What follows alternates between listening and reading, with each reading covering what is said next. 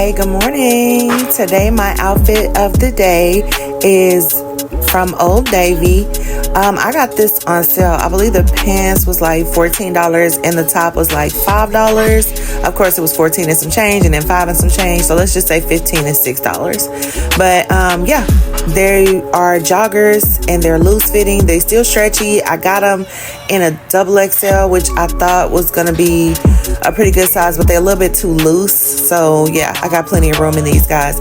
Today I am working on back and biceps. I'm just gonna do some back exercises and some biceps, y'all. This is something you can do at home. I only have a 5-pound weight for some of the heavier lifting type. Well, I can't say heavier lifting, but things that are like this is 5 pounds. I can't do this in a 10-pound. I actually have before, but yeah, I can't do it today.